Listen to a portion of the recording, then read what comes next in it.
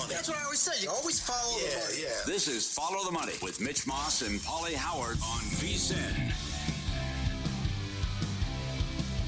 Here we go. Welcome in. It is Follow the Money on VSiN, the Sports Betting Network. Mitch Moss, Pauly Howard, live downtown Las Vegas. Circa Resort and Casino is a spot. Very big 3-hour program lined up for you today. Along with all the games in the madness, there's a game going on as we speak. Matt Vasgersian, MLB Network, on the show coming up in 15 minutes. He'll join us for approximately a half an hour. We're going to go over his best Major League Baseball futures. We'll get into the Cy Young, Rookie of the Year markets as well. Steve Wist, the Meat Man, on soccer best bets. Bruce Marshall and Adam Burke a little bit later on. College basketball, Pauly. And we do have one game in the books already today from the Missouri Valley. There's one game going on right now. Missouri State leads Illinois State 17-16. Midway through here of their game in Arch Madness, Illinois State a 6-point favorite before the opening tip, total 133. These two teams did play twice during the regular season. Illinois State won both games, 74-68. At home, they were favored by 9, did not cover. On the road, they were favored by 3. They did not cover. They won that game 70-68, so they kind of like split the difference here on the neutral here, favored by 6 in this game. But they are currently minus 225 on the money line and minus 4.5 in play, down by a point. Yep, our old friend Dave Malinsky always pointed out this angle, that this was a under dream with the shooting background and how the league has trended over time.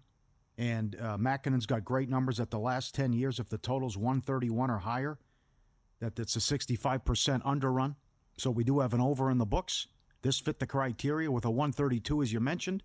And you got a 149 in the Valpo, Illinois, Chicago game coming up. So we'll see if we didn't take a lot of under money, which usually happens. Right. The screen usually lights up as they pound the unders with every conference tournament game in Arch Madness. That didn't happen so far. I have one bet, actually 2, but I kind of split the bet, and I made 2 bets out of 1 unit, actually.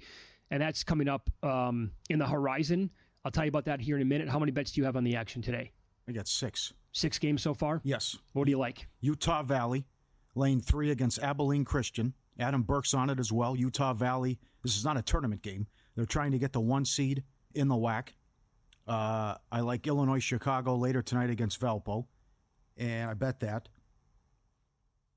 And there's a ton of other great angles in the horizon as well, and I had to take Omaha's on principle in the Summit. This is a 1 seed playing an 8 seed. Yeah. And the line opened 1.5. They swept Kansas City, and the games weren't close. Yeah, and Kansas City stinks. I don't get it. I don't get this at all. Yeah. The disrespect. As we mentioned, they're the 4th choice to win the league, even though they're the 1.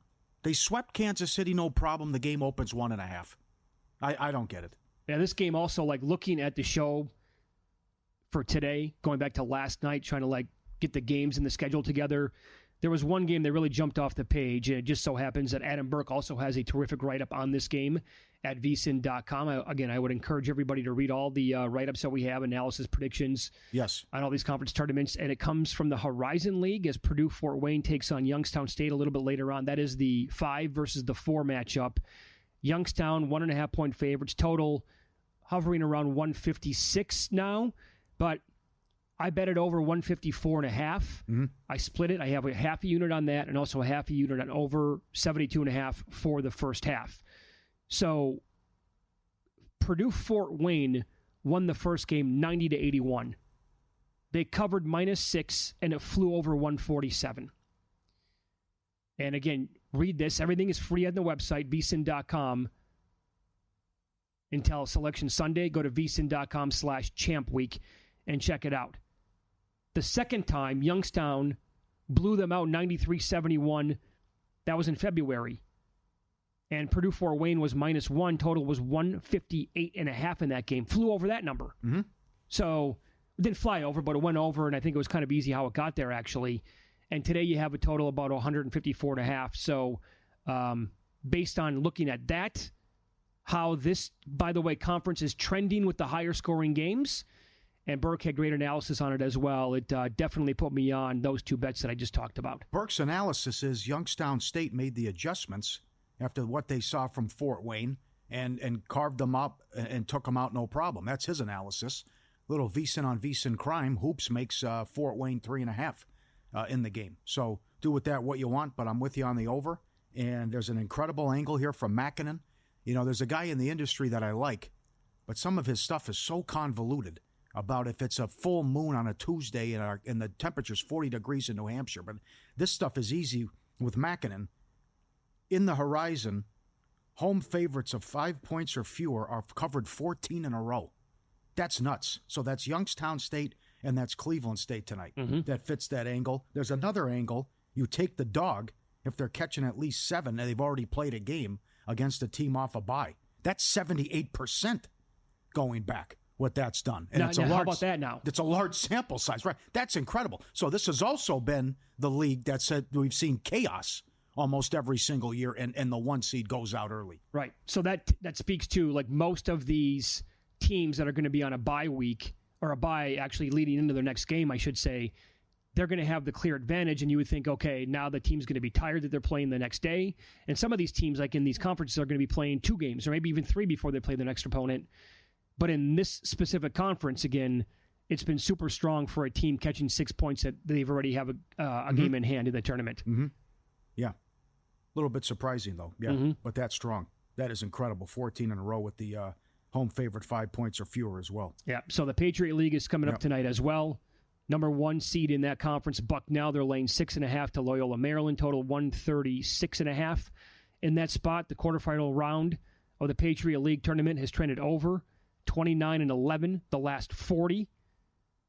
Patriot League tournament games with totals above 139, also going over, 31-10-1 since 2014 to the over. There's only one game tonight that meets that criteria. It's Army at Colgate. That total is 147.5. What did you think here? Army, Colgate split, Navy split. Peterson makes Navy 2.5 though. Bucknell swept, American swept. One of the wins was by only 2 points though. A lot of support for Bucknell though, and you see Colgate what they're laying too. That's surprising that Colgate's up to 8 in some spots against Army. So this one's tough to figure out, but a lot of people think Colgate, who's won it 4 years in a row, could cash a ticket at 5-1 in that range. Yep. 2 games coming up tonight in the semis of the A-Sun.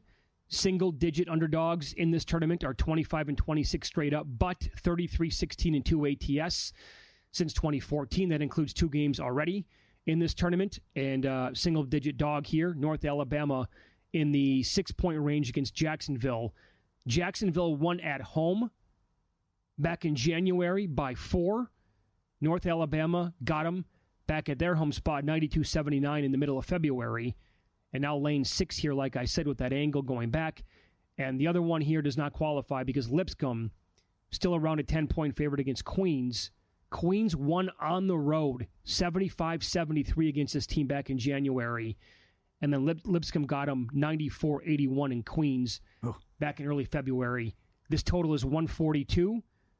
The first game was 75-73. That would have been over the total. The second game was 94-81, which would have blistered by that total in the game.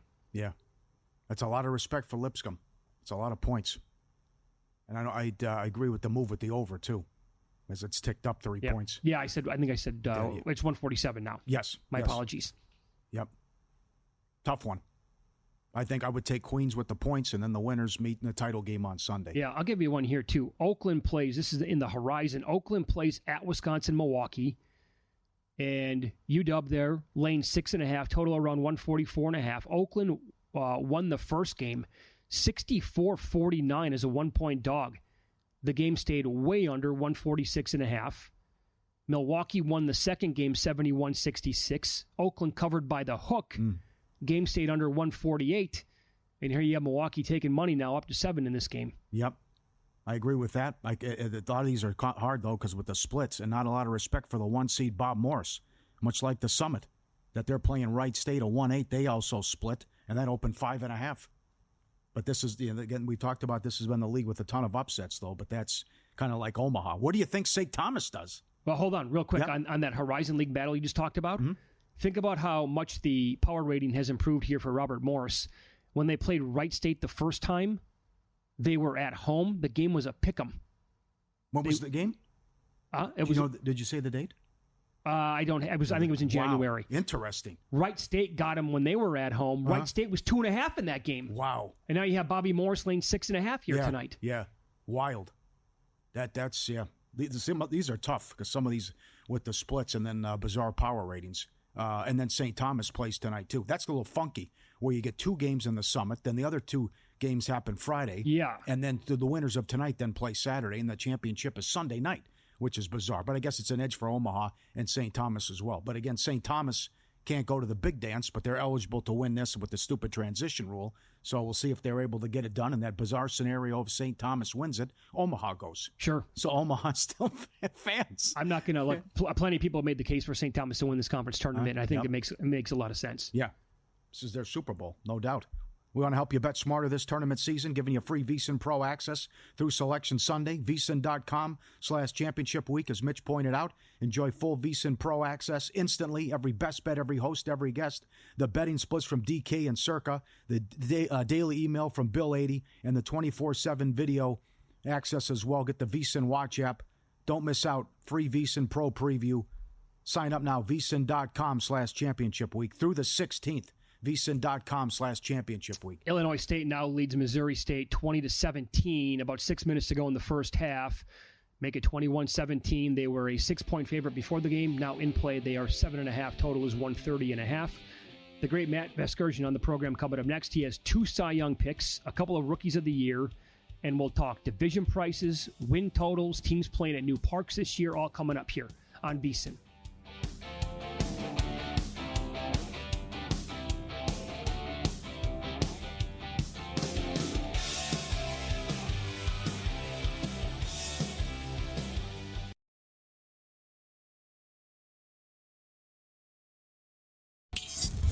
This is Follow the Money on VSiN. So here we are, all the madness going on. At Circus Sports, they have spring training games up every single day when you come in. Weather looks absolutely perfect. And opening day really not that far away. And to talk about some futures here in this sport, one of my favorite guests of the entire year, doesn't matter the sport, when he joins the program, Matt Vasgersian, now MLB Network, pops on as he has over the years, and he is on the progressive guest line. Matty, great to talk to you as always. How are you? Oh, it's good to be with you guys. I'm good. I mean, we're 3 weeks away, less than that if you count the Cubs and Dodgers in Tokyo. So it's time to get going here. Yeah, you're not kidding. I'd say that I think 2 of the most popular division bets that I've heard over the last couple of weeks, one in each, the NL and the American League. It's the Reds and the Red Sox at a big plus price to win their divisions. Are you on board with either one? Look, I think the Red Sox are a playoff team, but I have a hard time saying that they're better than the Yankees. I just don't believe that to be true at all. So winning the division, that's a little bit of a reach. Pizza money for them to grab a playoff spot? Sure. As far as the Reds, that's a tough division to figure out because none of us thought Milwaukee was going to be as good as they were last year. And without Willy Adames, without Corbin Burns, a lot of their superpowers are gone. They're still going to be pretty good. The Cubs are a lot better. If Pittsburgh could hit a little bit, they've got 2 of the best starters in the National League. So the Reds, they still haven't figured out their rotation. And I don't know. I was waiting for them to do a little bit more in the winter before I anointed them a division champ caliber team. Okay, very good. So as you said, Dodgers Cubs opening it up overseas, not that far from today. The win total for Los Angeles is 103.5. They are a super team, the defending champs. Can you find a way here to make yourself bet the under 103.5 wins for this team? No, that's such a big stay away from if I'm out there looking for a team to get behind on a futures play. They could very easily win 104 games. They could match the 2001 Mariners, the 116 wins. I mean, they're that good. They're that deep. They've got a legitimate 10-man rotation, which is obscene. And one of the tricky things about anything regarding the Dodgers and futures, especially from a pitching standpoint, is that nobody's going to throw more than 150 innings. There might not be one starter that gives you 130 innings. Sasaki's going to be limited in his first year in the States. Yamamoto, he's on a 6-day rotation, just like Sasaki. Glasnow's going to get his blow mid-season. Kershaw's not healthy to start the season. The only guy, and I do like him, even though he's one of the shorter shots for NL Cy Young, the only guy that might post every 5 days is Blake Snell. Yeah. And he's looked really good this spring. I mean, it's tough to get behind anybody that's a short shot for a postseason award. But if I had to pick somebody that's chalky, it would be Snell, because he's the only guy that's going to post in that lineup, in that rotation, that is. What do you make of the NL East and the pecking order there with Atlanta, Philly, and the Mets? Yeah, I mean, with Atlanta, there's still some questions about Strider coming back off an injury, about how much bubble wrap is going to be around Acuna. But even with those two question marks, it looks like Olsen's finally gotten back to being consistent. His 2024 was mysterious. How you set a franchise record in homers and then make swing adjustments the following winter is beyond me. And it hurt him last year. They're still good, and so are the Phillies. The Phillies picking up Jesus Luzardo was such a sneaky, strong move, because that's as good a 4-man rotation as there is in the sport now. And I think with two guys in walk years, Schwarber and Real Muto, that can either lead to one of two things. And this is true of any player in a walk year. It either turns into a distraction or it motivates the heck out of guys to post career seasons. Neither one of those guys need that kind of motivation, because they're both pros. I've got the Phillies as the best team in the division, but it wouldn't surprise me if Atlanta catches them. All this discussion about the Mets winning the division is way premature. They've got some real pitching depth problems right now, with two of their projected starters hurt, with Soto overfed. I'm not buying the Mets to win the division quite yet. Oh, okay, very good. Does Vlad Jr. get dealt before the deadline?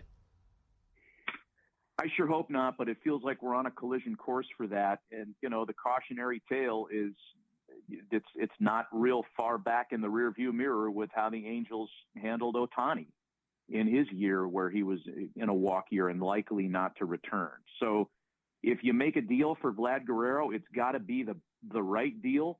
I still think, look, the price of poker went up for him when Soto got to $775.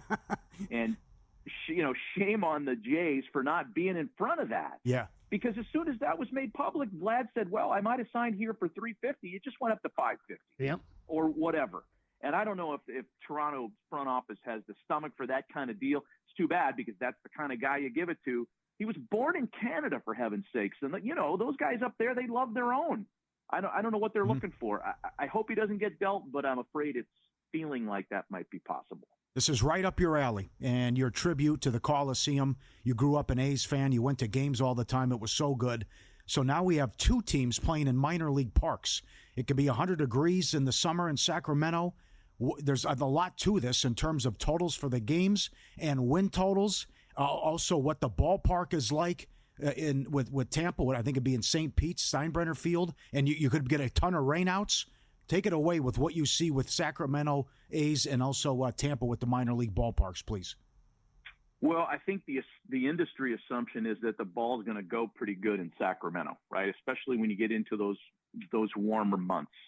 The one that's interesting for me from a future standpoint is the Tampa situation, because while the Rays pitching staff is lamenting the fact that they no longer have that very mysterious mound where every right-handed sinker baller somehow had another inch and a half of extension. I still don't know the optical illusion behind that. The left-handed hitters are thrilled. Brandon Lau is the guy that I circle, and it's 314 to right at Steinbrenner Field. Right center is shorter than left center. So a left-handed pull power guy like Lau, I mean, he fits that description beautifully, who's hit 21 homers each of the last 2 years in fewer than 386 at-bats. That's a guy that could be licking his chops. He is a pure power hitter. He hit 39 a few years ago. And get him out of the trop, and we're talking about a real sneaky home run prop over. Now, he's not the kind of guy that every book writes a number on. So depending on where you play and where you shop, I'm not sure if FanDuel and DraftKings gives you a home run number on Brandon Lau, but if it's in the low 20s, as I like to say at MLB Network, get me to the window with an alias. Yes, absolutely. I love that breakdown. Follow the money here on VSiN, the Sports Betting Network. Matt Vasgersian, MLB Network, our guest here on the Progressive Guest Line. How many other home run props do you like for season-long bets in terms of different individual players? Yeah, there's a couple other ones I think are interesting. And I always look for guys, especially on the pitching end, that are taking something different into the season. And I remember we had this discussion a few years ago when Corbin Burns won his Cy Young with the Brewers. It was, he added a cutter in the spring, and the Brewers people were secretly delighted with what it looked like in the spring, and he translated it into a Cy Young award. So on the hitting side, the Mets catcher Francisco Alvarez has made some really significant swing changes that have improved his balance and his consistency. And he's another guy. He missed some time last year. He's got some pop even when he was his previous self. He hit 25 homers in 2023. He hit only 11 last year, but he missed almost 2 months with a hand injury. That's why his number, the one I see, is at 18.5. That's just the middle number between his first and second years.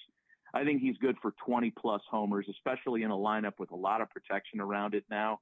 You're going to worry about Alonso. You're going to worry about Soto. You're going to worry about Vientos. And here's Francisco Alvarez batting sixth that could sneaky pop you to 20, 25 homers by August. I like that. And I also like the Rockies first baseman, Michael Toglia. And look, I took the bait last year on a Rocky with a home run prop. I said, there's no way Chris Bryant doesn't go over 19.5. He could get there by June. And guess what? He didn't even come close. So buyer beware with the Rockies, but Toglia is a younger player, switch hits, and he's good from both sides of the plate. It's not like he's in jeopardy of sitting based on a pitching matchup. He's going to get 550 plate appearances this year. And his home run prop is pretty intriguing too. He hit 25 last year. And that's a guy that I'd look at as well. Okay. So those are the three overall that you would look for? Yeah. I really like Alvarez a lot. That's the one that really jumps out at me. Maybe you can find like alternate home runs for him as well, like 20 plus, maybe even like 25 plus. Would you consider? Sure, I would. And how do you not like Mike Trout at I think I saw it 22.5 for Trout, because, Mike's been hurt each of the last 4 or 5 years. So the computer math, and that's how they generate these numbers, it keeps coming down when a guy only has a handful of plate appearances. So you could get a real bargain number with Trout at 22.5. All right, very good. We'll continue. One more segment coming up. Matt Vasgersian, MLB Network. He mentioned Blake Snell, Cy Young. Is that his official pick in the National League? We'll ask him coming up next. Also get his pick in the American League and who he likes to win Rookie of the Year in both leagues next here on VSiN.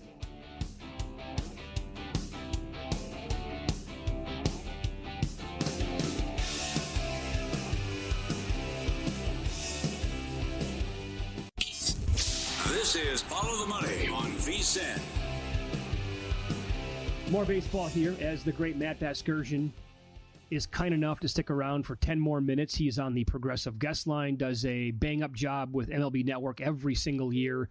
Love talking to him on this program throughout the course of the Major League Baseball season, and these preseason spots are some of my favorites going back. I mean, the calls that you have had, Matt, over time with the Cy Young. You nailed both, I think it was, the year that you had Corbin Burns. I'm forgetting right now who was in the American League that year, but you came back with Sandy Alcantara in 1 year. You nailed him as well. So, and the analysis is as good as it gets. You did briefly mention that you don't like to go like one of the short guys on the board to win the Cy Young, and you threw out Blake Snell at 10-1 as a possibility. Is he your official pick, or would you consider him, or are you going to go somebody else? I mean, he'd be my official pick if the whole board was open. But if you forced my hand and said, find somebody down deeper on the board, I'll identify another dude who's made a really significant change over the off season. And all the attention for the Pirates staff goes to Paul Skeens for obvious reasons. He's the shortest shot to win the National League Cy Young, which is amazing considering, he's a second-year guy. But for the right reasons, he's a stud. His staffmate, Jared Jones, has added a sinker to his repertoire, and apparently it's pretty good. So this is a guy who was primarily fastball slider last year in his rookie season. And that meant that right-handed hitters, you get deeper into an at-bat, you could look outside and kind of lean a little bit and cheat because he didn't throw his curveball or his changeup as much. Not only is his curveball a lot better, but he's added the sinker that'll run in on a right-handed hitter and looks the same coming out of his hand. So it's not just a show pitch. I don't think it's one of these stories where a guy makes a change in the spring and then doesn't use it once the light goes on April 1st. I think he's going to use it a lot. And so, I mean, remember the year that Barry Zito won his Cy Young Award? He was the number 3 guy in the rotation. All the love was going to Mulder and Hudson, and very quietly, Barry Zito matched up against everybody's number 3 and beat him up. So sometimes it's not a staff ace that wins a Cy Young. And Jared Jones at plus 4,500? Yes, please. That's what we're looking for here. Okay. How about the American League then? Who did you land on in the Cy Young to win it over there? I can't get away from Garrett Crochet. He is just different. First of all, he's a beast. He's 6'6", 250. His strikeout ratio is insane. He's pitching in Boston now, where he's going to get a lot more, certainly, press attention, as opposed to dying a slow, painful death on the south side of Chicago with a moribund White Sox team last year. He is in a perfect place to become that guy. He's arbitration eligible after this year, so the Red Sox essentially have him for 2 seasons. I just think he's going to be an animal this year. And I was a year late last year on Turek Skubal, a year early, I should say, because he was one of my picks the previous year, and he won it last year. So if I'm going to do that again this year, the guy that I was talking about with you last year at this time was Cole Reagans. I still like Cole Reagans as well. You get a better number on Reagans because Crochet is like the 3rd or 4th shortest shot for American League Cy Young market. I like both of those guys, but if you had to force my hand with one, it's going to be Crochet. Okay, I'll follow that up with this. I almost cashed a ticket based on what you said last year with us on Reagans to lead everybody in strikeouts last year. I just missed out on that. I think he was 100-1. Would you consider? I think Crochet's number this year is like around 11-1 most strikeouts, maybe a little bit shy of that for the best number that I've been able to find. Would you consider Crochet or Reagans most strikeouts in the league this year? I consider Crochet there before Reagans as a strikeout guy for sure. And he's also, no longer are you pitching in the unbalanced schedule where you get to strike people out in Baltimore and New York in 4 or 5 starts a year. But I think Crochet's more of a swing and miss guy than Reagans. Is that just to lead the American League in strikeouts? You can actually find that at some books. That's to lead all of Major League Baseball. Okay. I love him to lead the American League, and I think that's a pretty good bet to lead all of Big League Baseball, too. What do you have Rookie of the Year? My Rookie of the Year, this is just a gut thing. And there's 2 guys, and this is such a vague market, right? It's really hard to get out in front of this. What you look for are guys that are going to have an opportunity. And last year, I'm talking out of both sides of my mouth now because Skeens wasn't in the opening day rotation in Pittsburgh. He came up in May and won Rookie of the Year. So you can do it without having a guaranteed spot. The guy that finished 2nd and 3rd, like Jackson Churio, didn't start hitting until June, and Merrill was a role player until late in the spring last year. So I love Jacob Wilson of the Oakland A's because I was doing the game actually on the air with the Angels when he made his major league debut and then got hurt, unfortunately, and missed essentially the rest of the year. He did come back at the very end. Everybody I talked to about him from the top down says this guy straight hits. And you look at his minor league and college numbers, he hit 400 in the minors in almost 100 games.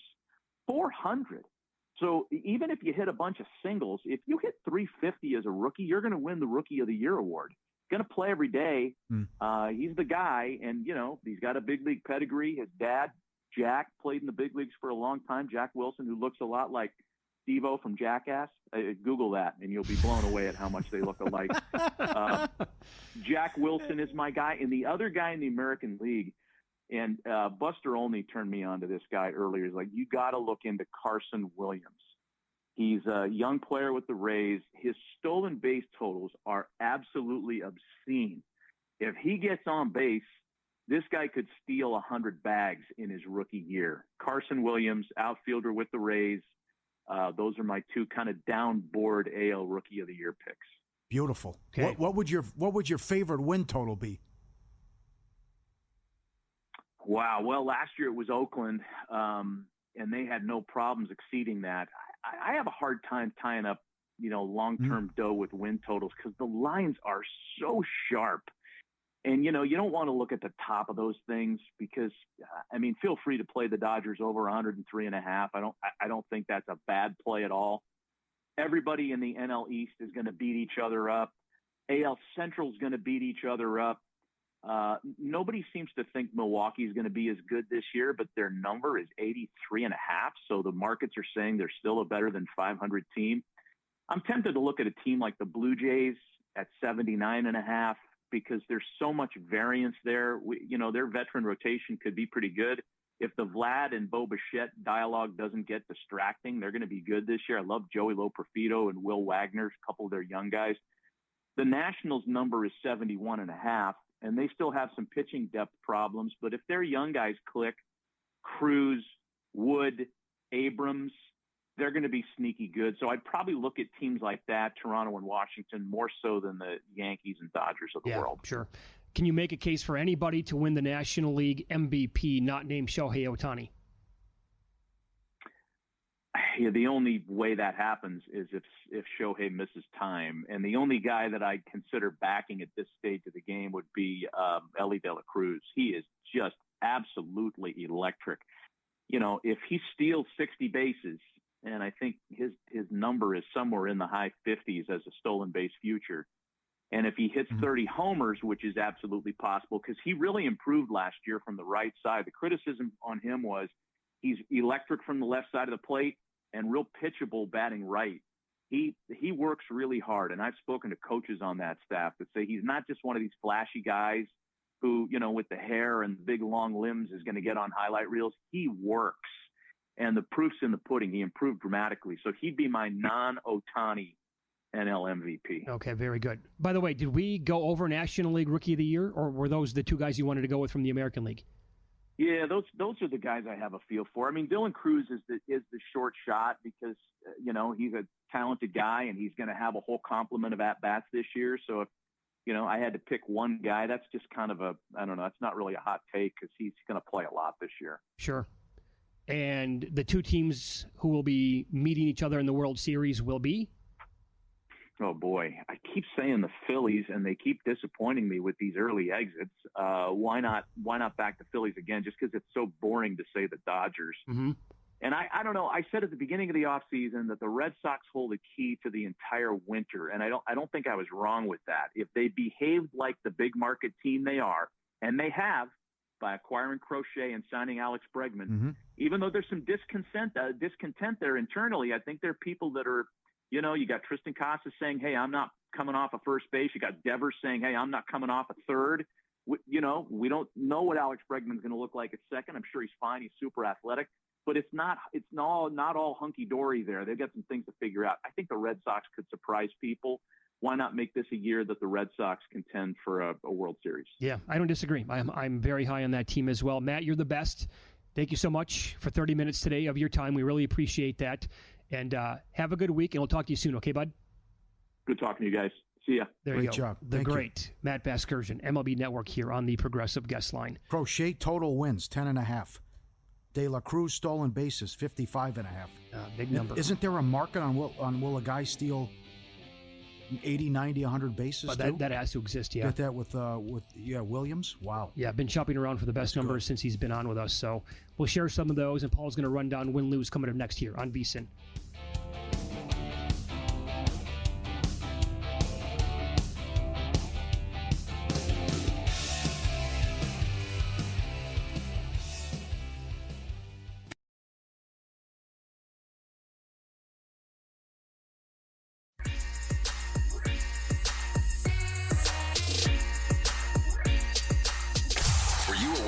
Night? Wow, winning. Or was it a rough one? Well, they can't all be winners, can they? Loser! You're a loser! Pauly Howard recaps the night in sports betting in Win Some, Lose Some. Some upsets last night. DePaul plus 350. Kansas State plus 320. Huge win for Oklahoma, plus 180. And Xavier from 1.5 up to 3.5, no problem. Keep an eye on this, that these teams that need to win the last couple nights have all got it done. We'll see if it continues over the weekend. But must win doesn't mean must bet. And also, the top teams in the ACC have been blowing out the bad teams or below average teams and covering no problem in the ACC. And Louisville is on an 18-1 run straight up as well. Golden Knights $1.30 up to 180. Punked Toronto last night. What was that, 4-0 in the first period? Yeah, 3-4. Crazy. Yep. Cavs win again. They didn't cover. But that's 12 wins in a row for Cleveland, 52-10 on the season. Second team in NBA history to have 3 12-game winning streaks in a season. And the under from 227 to 220. That is something, right? That's incredible, 3 man. in a row, yeah. Wow. 3 times a 12-game winning streak. I'm telling you, if they want to win 70, they can. I don't know if they're going to be an underdog the rest of the season when you look at their schedule. T-Wolves, Hornets, over. Easy. 221.5 up to 227. The Bucks, easy. What is this Dallas team going to look like now? Oh, boy. 9.5 up to 12. They punked the Mavs. And how about what the Celtics did? I can't believe this. How long they've been around? Pritchard and White were the first duo to have 40 in the same game. And it's the first time ever that it was each guy had their first 40-point game together. And what they did? And then there was a bad beat, too, which we can touch on. Some guy in Canada bet who will have the most made threes of the night. Yeah, they do these promotions now at some national sports books here in town as well. And if your guy hits the most across the entire league, you split the share. He had White, who hit 9. He missed his last 4, by the way. And then Pritchard hits 10, so he didn't get any, not a piece of the pie. And oh, by the way, so you know how you sometimes you hate yourself more than anything on the bets that you don't make? So we made the case for the Blazers yesterday. I bet them. Here's another bad beat. Why'd they foul twice down 8? Was that what happened? No time. Why'd they foul twice? Are you down kidding? By 8, no time left. They fouled in an twice. NBA game? Yes. Oh, that's unheard of. I could not believe what happened at the end of that game. That's how I lost those 2 bets last night. Oh, I missed that. So, but the bet that, you're seeing all this news coming on the Celtics yesterday, so you're like, oh my God, who's going to be on the roster tonight? Mm-hmm.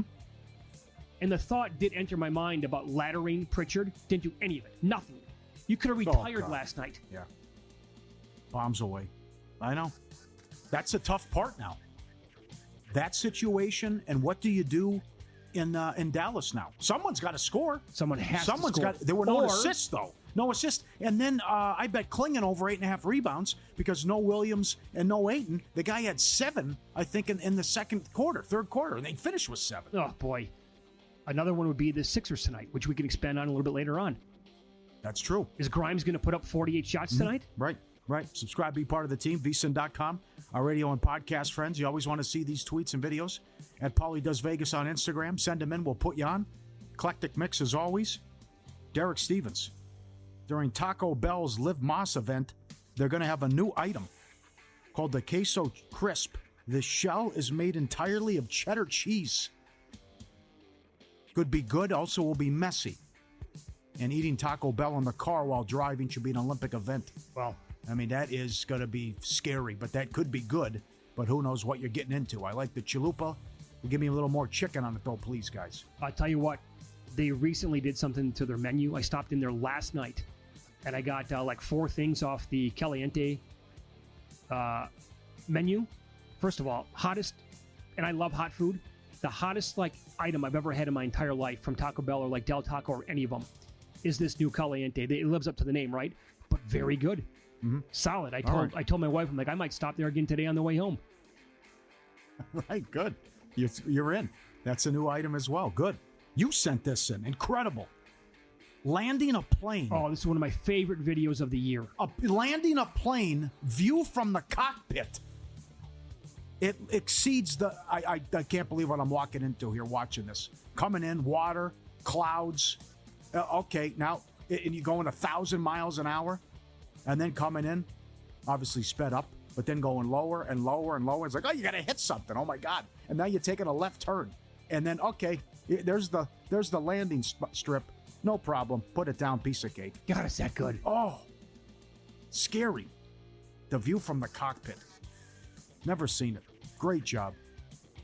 And we got the dog in snow. One with the nature, one with universe, where he looks. Is he buried? He's buried in the snow. He's a white dog. And then he's sitting there. They had a snowstorm and a lot of blizzard. And I can't find my dog. Where are you? Oh, okay. He buried himself in the snow. Then he comes in. He couldn't even see the guy. Oh, here I am. How you doing? Peekaboo. There you go. Excellent. Lose some Pistons 1.5 up to 3.5. Harden got me here. Turned back the clock. Harden had 50 points. Wow. The record was 52. I didn't know that. He missed 2 free throws down the stretch. Thunder over against Memphis, 247.5 up to 252.5. No good. And one lose some. I saw Mike Golick tweeted, this is where I draw the line. I don't blame him. Villanova baseball. A Philly cheesesteak milkshake. No. Get that out of here. Come on, guys. Who comes up with this? Yeah, right. Who would eat that? Who would try that? Oh, God. It's terrible. Yes. Join us for the ultimate Follow the Money experience beyond the booth. Hang out with us, VIP Cabana, the best pool, Circa Stadium Swim, catching all the action, blackjack, shots, beer. Top Follow the Money moments. VSiN Beyond the Booth. First come, first served. Dates limited. VSiN.com/Beyond the Booth. Reserve your day today. And whether it's the Madness, the Masters, playoffs, whatever you want, start a football, your fantasy draft, whatever. VSiN.com/Beyond the Booth. Get there now. Okay, so I shopped around since Matt Vasgersian was on the program. He did his annual breakdown of who he likes to win some awards. He gave out his picks for the Cy Young Award in the National League and the American League. He did say that Blake Snell is going to be the one Dodger pitcher to probably go every 5 days, and he just thinks he's going to be phenomenal this year. But then we'll play this back in about an hour from right now. If you missed it, we'll do it again then. Or you can go back and watch it on the VSiN Watch app too whenever you have time. He made the case for Jared Jones for the Pirates. Definitely shop around. Mm-hmm. The first book I looked at was 70-1. Circa offered 175-1. So I took 175-1 on Jared Jones. And he also said Caleb Williams from Tampa Bay, absolute speed demon for American League Rookie of the Year. And this number is kind of all over the map as well. He's not even listed at some spots that I looked at. But I did find him at 85-1. So I threw a little bit of money on Caleb Williams at that number. He also said Jacob Wilson for the A's. He is around 14 or 15-1 to win the American League Rookie of the Year. The numbers on Garrett Crochet they're not going to be jumping off the page like some of these other guys he gave out or other winners that Matty V has given us over the years. Crochet Cy Young is basically below 10-1. Yeah, it's incredible how low he is right now. And Circa currently has the best number that I found. I didn't look at every book, but of the handful of books I looked at, they're offering plus 1025 to lead all of Major League Baseball in strikeouts. But he's right. I mean, when he came on, he gave up Corbin Burns, in 2021, it completely popped. And as he said on the air, the Brewers knew that he was working on a secret pitch in the offseason, and they were blown away by it. Jerry Jones now with the sinker, maybe the same thing can be. And I love what he said there, too. The year that Barry Zito won it, I want to say Barry Zito won like 23 games that year. It was more about Hudson and Mulder. Yeah, right. And he was the third guy on the staff.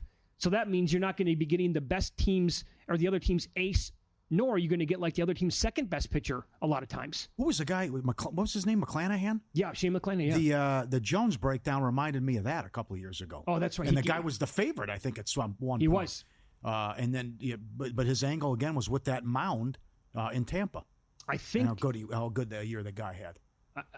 I hope I'm not getting my years mixed up here, but I think that was like the repeat year when he said McClanahan for Cy Young in the American League turned into the favorite before he got hurt, like you said, and the same year that Alcantara won it for the Marlins. Yeah. And he was at a really, really nice number before the year started. Mm-hmm. There you go. And a lot of people love Crochet over 10.5 wins. That's at Will Hill Caesars, by the way. He's going to get the run support. Yeah. That's for sure. And he was so good last year when he was in there. You know who was really good? 4 innings and take him out. We were mocking this guy on the air last year to begin the season. Who wasn't? Because he was so bad. Then he turned it around and he was brilliant down the stretch. Hunter Brown for the Astros. But I can't bet him at 25-1 to win the Cy Young. I would need more than that. Okay.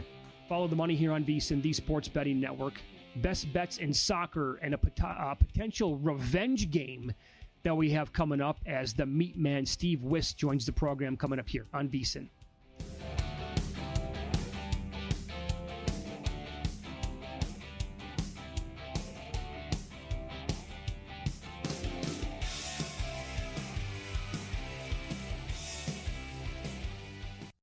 For the ones who get it done, the most important part is the one you need now. And the best partner is the one who can deliver. That's why millions of maintenance and repair pros trust Grainger, Because we have professional-grade supplies for every industry, even hard-to-find products. And we have same-day pickup and next-day delivery on most orders. But most importantly, we have an unwavering commitment to help keep you up and running. Call, click Grainger.com, or just stop by. Grainger, for the ones who get it done.